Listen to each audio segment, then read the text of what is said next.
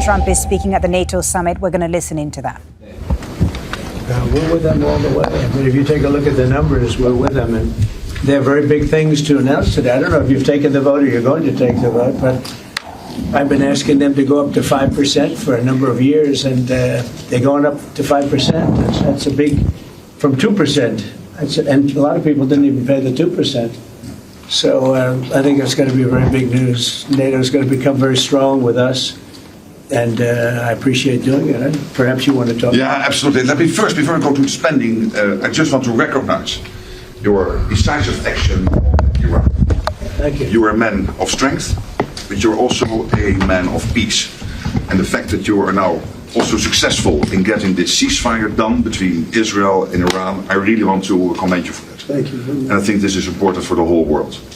Then on spending, it's absolutely true. I want to state here, without President Trump, this would not have happened. In 3 stages. When you became president in 2016, 2017, you forced Europeans and Canadians to pay more. At this moment, the result of that phase is 1 trillion extra aggregate defense spending by the Canadians and the Europeans. Then came phase 2, when you became president in January last year. Phase 2 is that all the countries not yet on 2% have now committed to the 2%. This is the old goal from Wales in 2014. 7 were not on 2%. Some were saying somewhere in the 2030s. Now this year, all of them, including Canada, including Italy, including Belgium, they have all now committed to the 2%. And now comes the big splash. Today, we will decide to go to 5%. We have to keep ourselves safe for our adversaries, but also because it is fair to equalize with the United States. With this 5%, the Europeans and the Canadians will equalize their defense spending with the United States. So this is not about American taxpayers paying more. This is about Europeans, Canadians paying more. And again, this would not have happened. I'm really saying this here.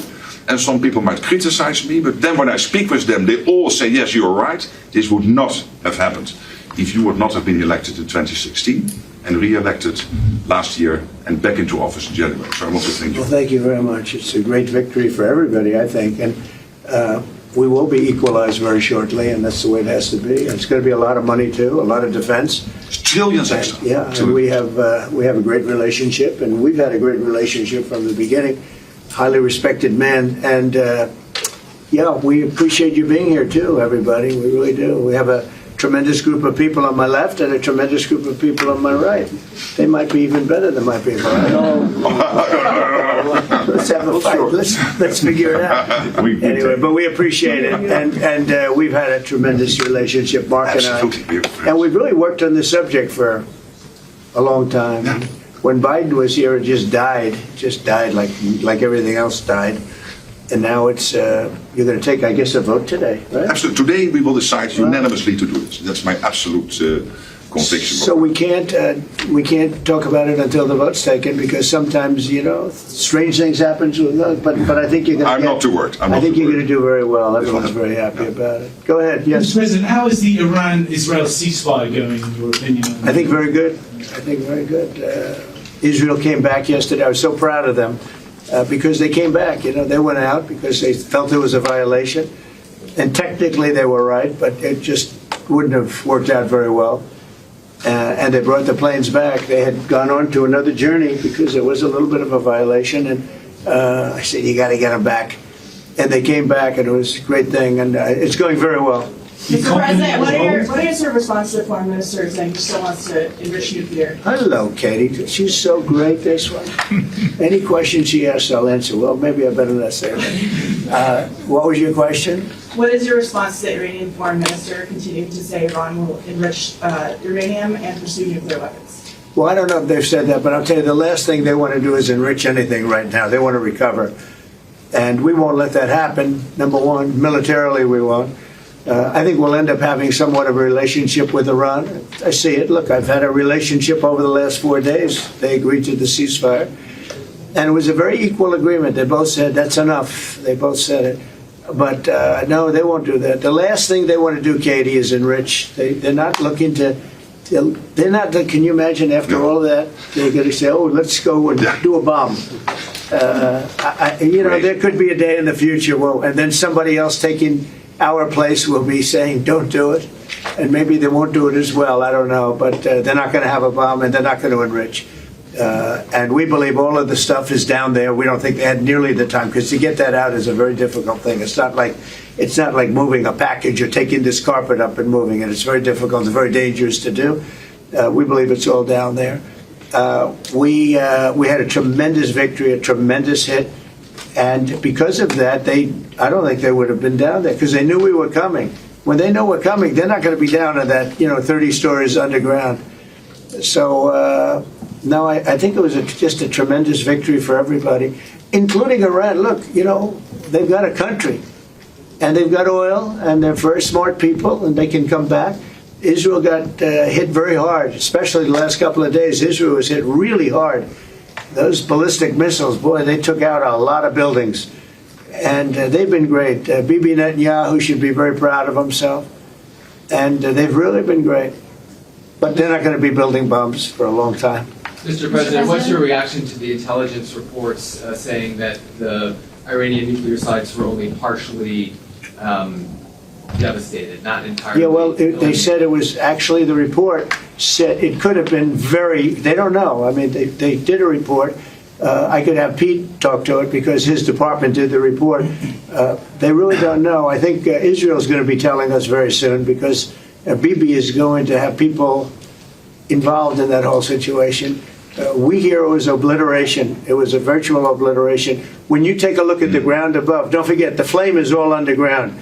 But everything above, if you look at the before and the after picture, everything above is burned black. The trees, everything. There's one building, but that's a building that sunk substantially into the granite, so that, the fire goes right over it. I believe it was total obliteration. I believe they didn't have a chance to get anything out because we acted fast. If it would have taken 2 weeks, maybe, but it's very hard to remove that kind of material. Very hard and very dangerous for them to remove it. Plus, they knew we were coming. And if they know we're coming, they're not going to be down there. There aren't too many people that are going to be down there. Pete, do you have something to say about that? Well, Mr. President, when you talk to the people who built the bombs, understand what those bombs can do, and deliver those bombs, they landed precisely where they were supposed to. So it was a flawless mission. Flawless. Right down where we knew they needed to enter. And given the 30,000 pounds of explosives and capability of those munitions, it was devastation underneath Fordo. And the amount of munitions, 6 per location, any assessment that tells you it was something otherwise is speculating with other motives. And we know that because when you actually look at the report, by the way, it was a top secret report, it was preliminary, it was low confidence. All right, so this isn't, you make assessments based on what you know. And it said it could be very devastating, very serious. Moderate to severe, and we believe far more likely severe and obliterated. So this is a political motive here. Is there a leak investigation?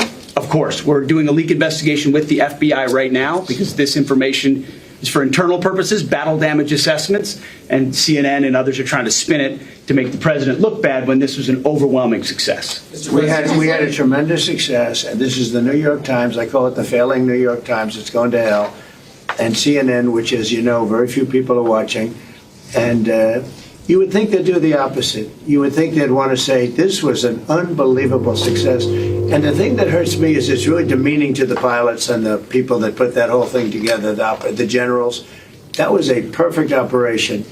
And when you look at the holes, and this was done from 52,000 feet, there was no moon, there was no light, and those 3 holes are right together. And also, and nobody talks about this, we shot 30 Tomahawks from submarines, in particular one submarine, but that was 400 miles away. And every one of those Tomahawks hit within a foot of where they were supposed to hit. Took out a lot of buildings that Israel wasn't able to get. We took them out with Tomahawks. We don't even talk about that. This was a devastating attack, and it knocked them for a loop. And, if it didn't, they wouldn't have settled. If they had won, if we didn't take it out, they wouldn't have settled. Somebody mentioned that to me last night. If that thing wasn't devastated, they would have never settled. Marco, do you have something to say? No, first of all the stuff about the intelligence, this is what a leaker is telling you the intelligence says. That's the game these people play. They read it, and then they go out and characterize it the way they want it characterized, and they're leakers. This is the game they play. So that's number one. Number two, here's a fact. The conversion facility, which you can't do a nuclear weapon without a conversion facility, We can't even find where it is, where it used to be on the map. You can't even find where it used to be because the whole thing is just blackened out. It's Right. gone. It's wiped out. It's wiped out. Then we dropped 12 of the strongest bombs on the planet right down the hole in 2 places. Everything underneath that mountain is in bad shape. And I refer you to the statement of the IAEA, Mr. Grossi. Yes. You know what he said? He said there was Iran, the way it looked the day before the attack, and what their nuclear program looks like now. 2 very different things. They are way behind where they were just 7 days ago. Now, anything in the world can be rebuilt, but now we know where it is. And if they try to rebuild it, we'll have options there as well. But all this leaker stuff, these leakers are professional stabbers. That's what they are. They go out and they read this stuff, and then they tell you what it says against the law, but they characterize it for you in a way that's absolutely false. There's no way Iran comes to the table if somehow nothing had happened. This was complete and total obliteration. They're in bad shape. They are way behind today compared to where they were just 7 days ago because of what the president did. Marco, can I just alert you to one other aspect? So the great thing is you took out the nuclear capability of Iran. This was crucial. You did it in a way which is extremely impressive. But the signal sends to the rest of the world that this president, when it comes to it, yes, he is a man of peace, but if necessary, he is willing to use strength, the enormous strength of the American military. So I think that signal to the rest of the world, this is far beyond Iran, is extremely important. So let me also point us to that aspect of what happened. They went down, Iran went down to the site afterwards. They said it's so devastated, and they settled when they saw what we did to it. And frankly, if we didn't do that, they would have had a lot of ammunition to keep going. They wouldn't have settled. Somebody brought that up, and 2 Iranians went down to see it, and they called back, and they said, this place is gone. So it's just fake news by CNN, which has got no ratings. It's a failed network. Anybody here from CNN, by the way? Because you're a really disgraceful network. MSNBC, I think, is actually worse. But they're all pretty bad. But yours is good, Katie, I'll tell you. Mr. President, You know what Marco reminded me that he did such a nice job there? It was 9 years ago I had to debate this guy. He was not easy. I think he even got better. But when you were into your little thing, I said, this is when I had to debate this guy. You think it's easy to debate me? It's not easy. How long do you think that the Iranian nuclear program has been put back by these strikes? Years or totally obliterated? I think basically decades, because I don't think they'll ever do it again. I just don't think they're going to do it. I think they're going to take their oil, they're going to have some missiles, and they'll have some defense. I think they've had it. I mean, they just went through hell. I think they've had it. The last thing they want to do is enrich. They've been trying to do it. By the way, it's hard to enrich. And, you know, when you look at a site like that, very, very hard to build. Very, very hard, very expensive. They spent trillions of dollars trying to do this thing, and they didn't come up with it. And we're actually getting along with them very well right now. But had we not succeeded with that hit ended the war. That hit ended the war. I don't want to use an example of Hiroshima. I don't want to use an example of Nagasaki. But that was essentially the same thing. That ended that war. This ended that with the war. If we didn't take that out, they'd be fighting right now. Mr. President? Yeah. If the Iranians do rebuild, would the United States... If they rebuild? Would the United States strike again? And I have also a question about Russia. But I'm not going to have to worry about that. It's gone for years. Very tough to rebuild because the whole thing has collapsed. In other words, inside, it's all collapsed. Nobody can get in to see it because it's collapsed. You can't go in to see a room that has, 10 million tons of rock in it. And the tunnels are totally collapsed. But if they rebuild? Well, they've already looked at the tunnels. This was an unbelievable hit by genius pilots and genius people in the military, and they're not being given credit for it because we have scum that's in this group, and not all of you are. You have some great reporters, but you have scum. CNN is scum. MSDNC is scum. The New York Times is scum. They're bad people. They're sick. And what they've done is they're trying to make this unbelievable victory into something less. Now, even they admit that it was hit very hard, okay? But it wasn't hit hard. It was hit brutally, and it knocked it out. The original word that I use, I guess it got us in trouble because it's a strong word. It was obliteration. And you'll see that. And it's going to come out. Israel is doing a report on it now, I understand. And I was told that they said it was total obliteration. They have guys that go in there after after the hit. And they say it was total obliteration. And you know, I don't want it for me. I want it for the pilots. I want it for the military. They did such a good job. If you were in the Situation Room with me, with the generals and all of the people that did such a good job, and then they get demeaned by these idiots at CNN who can't get ratings, the place is dying, nobody wants to even waste their time going on their shows. So they form with the New York Times, who's dying also. Without Trump, you wouldn't have a New York Times. And then just changing gears to your meeting with Zelensky later today, can you give us any preview of what the two of you might be discussing? No, well, we'll discuss the obvious. We'll discuss his difficulty. He's got a little difficulty. Zelensky, he's a nice guy. I mean, I'm going to meet him today. I don't know. I assume we're going to be discussing Ukraine. Yes. And it seems like the most likely Is there any subject. restart talks there or anything that you might do? Well, we're going to see. I mean, I've spoken to Putin a lot, and he actually was very nice. He volunteered help on, as you know, on Iran. I said, no, I don't need help on Iran. I need help on Russia. Okay? I said, do me a favor. Help us on Russia, not on Iran. But he was very nice. We're going to talk about that. We're going to talk. I think progress is being made. I think great progress is being made on Gaza. I think because of this attack that we made, I think we're going to have some very good news. I was talking to Steve Witkoff, who, by the way, is terrific, and who knows more about this subject than anybody, the subject of what we were just talking about. He was on last night with Jesse and with Laura and with Sean. And boy, Susie, he has a great take on it. He just explains it so easily. He's really very knowledgeable. But he did tell me that Gaza is very close. Mr. President,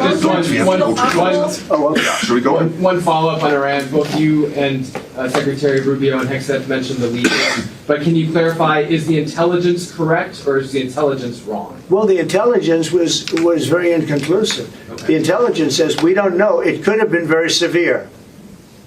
That's what the intelligence says. So I guess that's correct. But I think we can take that we don't know. It was very severe. It was obliteration. And you'd think that a media outlet would say, isn't that a great thing? I mean, more importantly for the pilots, for the military, you take their guts out. You take their absolute guts out. They had a tremendous attack.